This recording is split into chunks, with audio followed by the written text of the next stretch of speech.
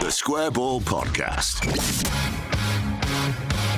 Well, hi, welcome to this very special impromptu post-Chelsea. I think we're going to be a bit dick swingy, Michael. Is that right? We've got to make the most of it, haven't we? I feel like. Absolutely, yeah. This wasn't scheduled, but we've stuck it in the diary anyway. We've got it on the schedule. We don't like to talk about the great charity work that we do we often? I certainly don't. No. All the walks, the calendars, the auctions, all the various things. We don't like to mention it too much. Far too modest. We let someone else do it. Yeah, so what we've done is bring in two men to tell us how great we are. Leeds Hospitals Charity. You're here from there. Andy and Kev, both big Leeds fans, and you're the guys that we deal with as well when it comes to doing the fundraising, which we're here to talk about the calendars, which are on sale now, by the way. A calendar which, after yesterday, it turns out it's full of heroes and not useless, soon-to-be relegated bastards, which is great news. If you're on the video version, you can find this on YouTube, by the way. So if you are on the audio version, hop across to YouTube when you get a chance and you can have a look at the what the calendar looks like. Tanaka for February. What a goal that was, by the way. Absolutely. Yeah, amazing. So one of you was there, though, last night, but one of you didn't quite make it. So hands up then, who was there? That'll be me. Yeah. That'll be me. So it's Kev, you were there? Yeah, I was there. Yeah, sitting in the COP, season ticket holder for in that particular seat for about 12, 13 years now. Yeah, but on and off over about 30 odd years. What was your angle on the Tanaka goal?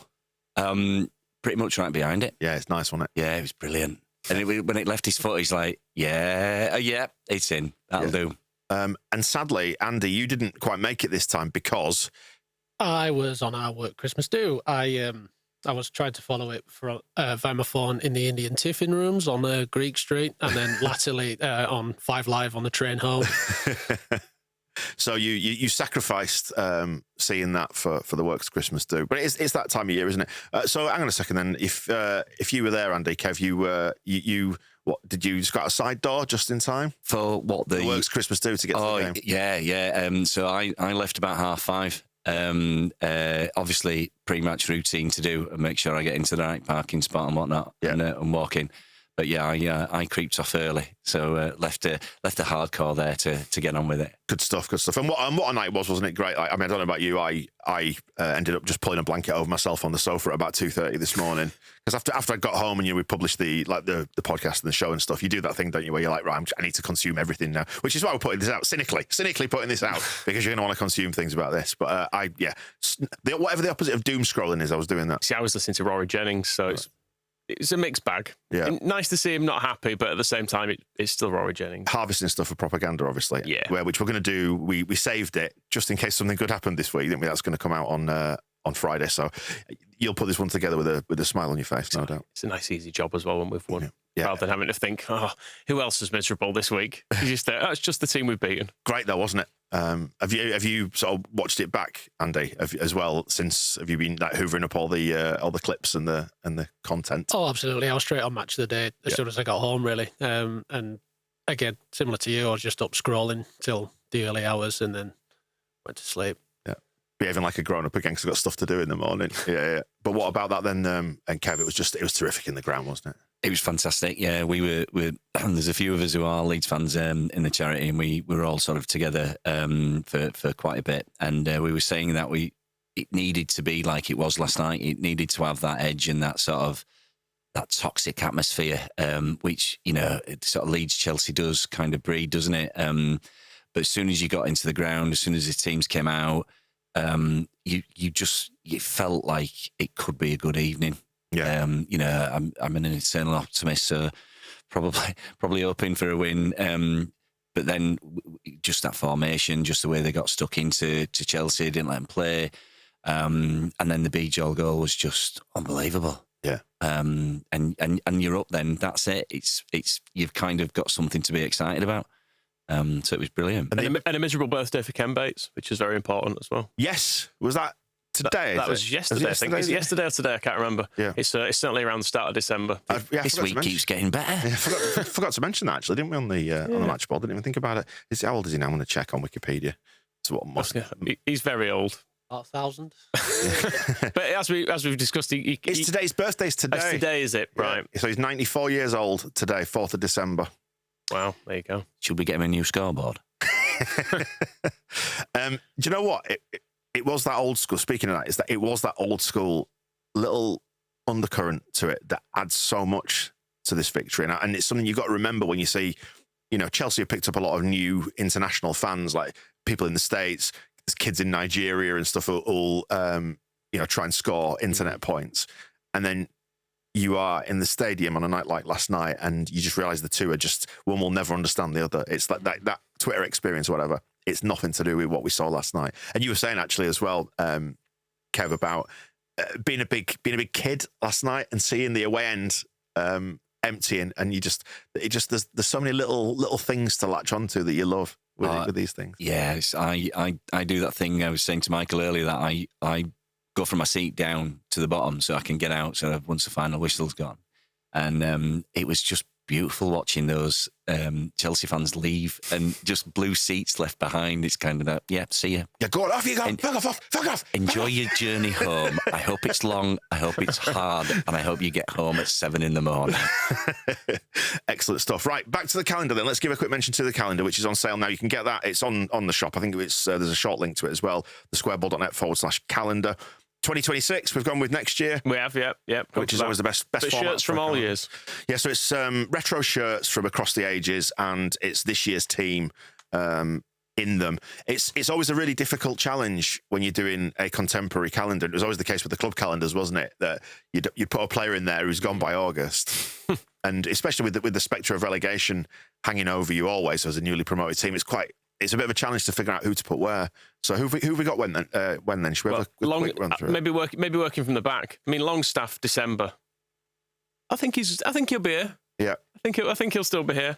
Lucas Perry, November. I think that's a great picture, is the Perry one, because I love that keeper shirt. So that's the Nigel Martin era with the high neck on it. Yeah. And it was in the era when goalkeeper shirts were still sort of quilted weirdly in that way that it just doesn't seem to be the case anymore. We've got Jayden Bogle there and his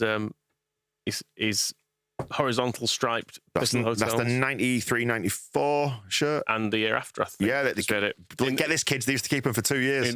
Indeed. You got Goodmanson in the similar era, actually, in the away version, the stripes. September. So just actually pause for a second there. I mean, how good were those two last night, by the way? The fullbacks, given that they had a lot of extra responsibility piled on them because of the formation, they had to do a lot of work, didn't they, up and down those wings? Yeah, I think it was testament to the fact that they both got sort of subbed at the end because they looked pretty tired, didn't they? Yeah. But it worked, didn't it? That sort of 3 centre halves and the 2 wing backs worked perfectly well to play against that team. I think we've found 2 absolutely brilliant players, haven't we? I was reading on Twitter last night. Somebody was saying that Goodmanson has become their favourite left back for a long time, and he's not only is he good, but he works so hard, and you feel confident with him. In the way you didn't feel with Firpo, but you like Firpo anyway. You had that such confidence in him. Bogle's a machine. Yeah, just is. I mean, on Goodmanson, it was a real wrench, wasn't it, when Firpo left because of his redemption arc and all that.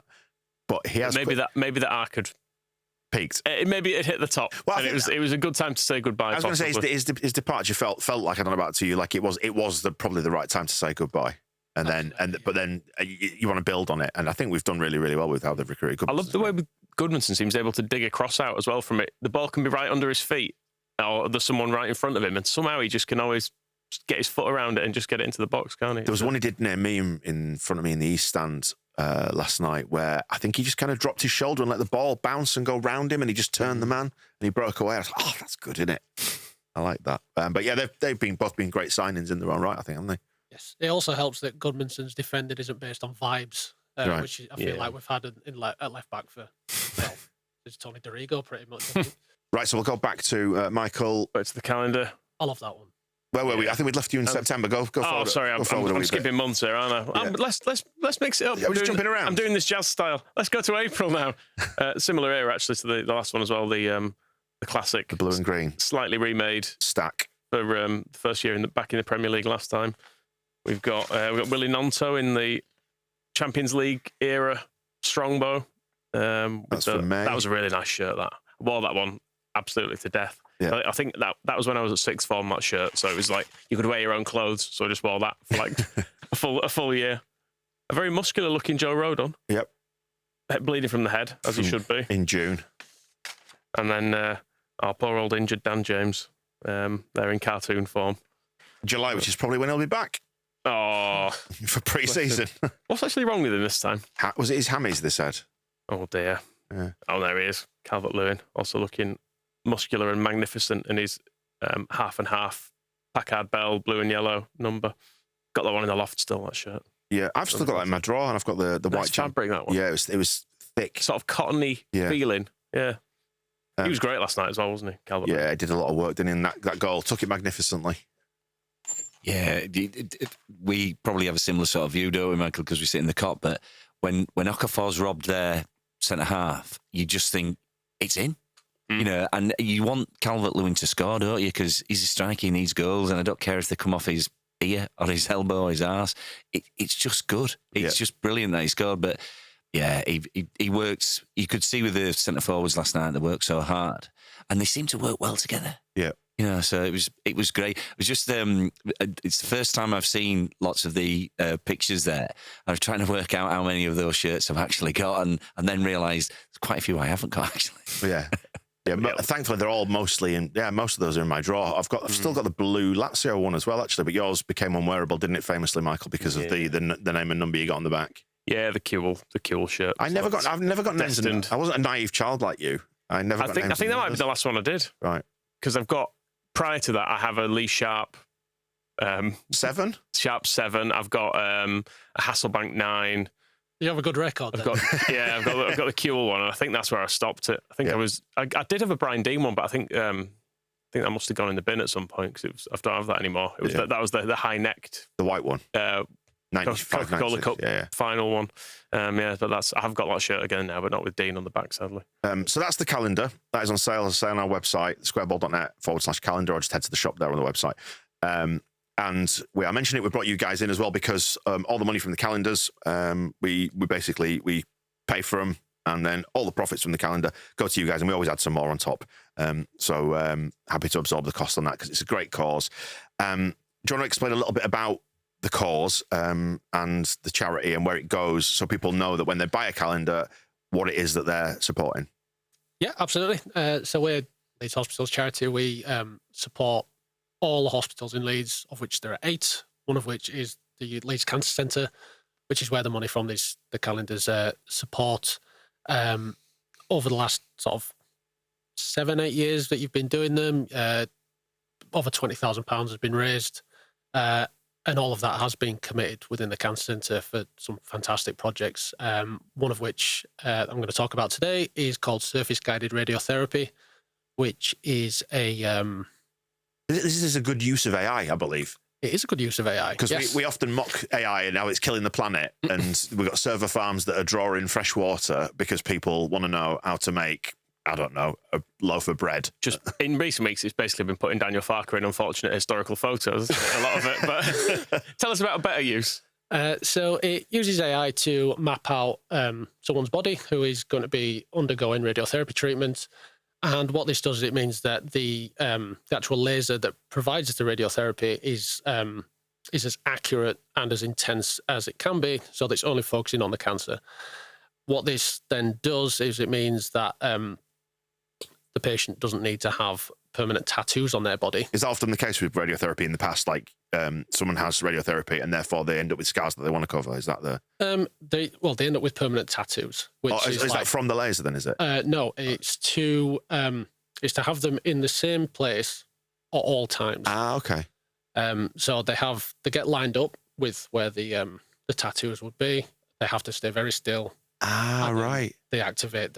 So the tattoos were sort of used as targeting, if you like. Exactly. Ah, right. Okay, I never knew that. Yeah. So what this body mapping then does is it means that the individual is then told, they're still told to stay still, but it keeps them in that same position every single time, and it means that the radiotherapy can be more intense. It doesn't affect as much the healthy tissue around the cancer. It just means it can focus right in on where it needs to be, which then means to have fewer appointments, opens up capacity for the rest of the department.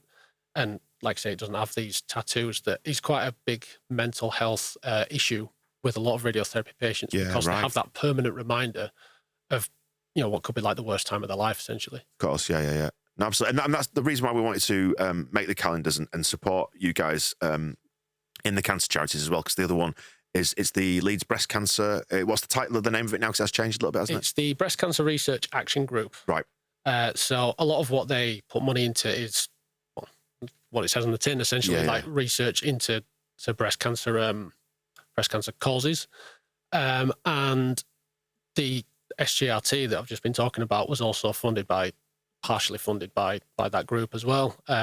Because, as you might imagine, a lot of research has to go into getting this where it is. And the first cohort of patients have been breast cancer patients. And now that has been successfully implemented, they want to sort of roll it out to all cancers sort of going forward. Yeah, it sounds like a huge leap forward. They're saying using it for a good cause. And I mean, within the square ball cohort, members of our team have been personally affected by breast cancer. You guys have as well in your families.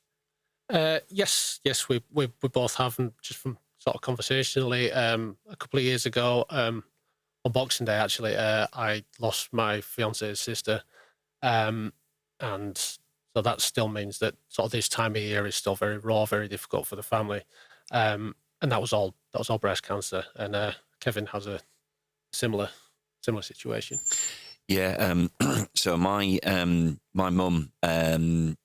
So I have a stepmom, so we call her my birth mum. She died in 1981 of breast cancer. Had a mastectomy, and unfortunately that didn't do the trick. But she had the operation at St James's Hospital, and we literally lived opposite where the Bexley Cancer Centre is now. She died at home. So it is very personal when we get involved with looking to kind of raise money for these particular projects, because it touches a nerve, and you think back to if treatments can be bettered, which often depends on people like us kind of finding money to make these things work. Just how much longer would Andy's partner's sister have been with us? How much longer will my mum been with us? And many others. You know, ours are just two stories. But it means that we look forward to being able to kind of push the calendars and push all fundraising that goes towards essentially making the lives of people who are going through that awful time a little bit better if we can. Yeah, and I want to say as well, thanks for coming and telling us about that, because I know it's the classic charity thing to do, isn't it? Explain the story behind the fundraiser, but it's really important, I think, as well, because it's all fine and well us saying on the show, buy a calendar, your money goes to this, but I think so people understand where that money is going and the difference it's going to make to families, because so many families are going to be affected by this that I think it adds a lot of weight to what is just a few pieces of paper and us saying buy it. It makes it a lot more hefty, I think. So yeah, just to reiterate those numbers, it would be 1 in 2 of us will experience cancer in our lifetime. Breast cancer is one of the biggest cancers in the UK, certainly for women. So it is really something that everyone will know about. Essentially, everyone will experience something, even sort of tangentially. Like you say, there's just these 2 stories today, me and Kev. And you mentioned sort of other members of your team, other friends, family members. It's massive. I think also the one of the big things to kind of point out is that we are in a very fortunate position in some respects, because and linking into kind of what why we're here on a Leeds United podcast is we are Leeds Hospitals Charity. Our fundraising goes towards the hospitals that form part of Leeds Teaching Hospitals Trust. And and we get a buzz. We genuinely, and this is blowing smoke up our own bums a little bit, but we do get that buzz from knowing that you're actually helping to improve the lives of patients, their families, and the staff who are going through, as Andy said, a really, really difficult time. And it's just heartbreaking to know that people will unfortunately die from breast cancer. But if we can make it part of that journey, or help towards making that part of the journey a little bit better, it's a good feeling at the end of the day, and you're not going to get that at Ellen Road every other week. So you've got to kind of try to boost it somehow. No guarantees on that front, is it? Definitely not, no. Absolutely. No, I don't want to say, just like from a personal point of view, my lad was ill. It was 5 years ago, and they didn't quite know what was wrong with him at the time. They suspected a form of cancer. Now, thankfully, it wasn't. We got really lucky in that regard. But when he first went into Leeds Children's Hospital, which is one of the areas that you support as well, he first went onto the oncology ward, which is about as stark an environment as you can possibly be in, but the great work that all the staff do there, to make it a really welcome, fun environment for the kids, some of whom are basically like residential as well. Like it was about November when he first went in, and I remember speaking to one of the mums there, and she was basically going to be in there for like 3-6 months. Had multiple kids back at home with her family. Husband was looking after them, and she was in there, and they were going to be in for Christmas, and just the whole thing was just incredibly poignant and powerful to experience. But that was off the back of when we'd done some fundraising before. It was like the shirt that we auctioned off. The Browdy shirt, it was, the centenary one. And we got a lot of furniture for the Children's Hospital. I think it kitted out a ward or two, didn't it? Something along those lines. And to be in there in that environment and seeing what those kids go through and the difference it makes to them, it was hugely affecting for me, was that. And it was... nice is not the right word, but it was nice to see the benefits of where that fundraising goes, like firsthand, I think.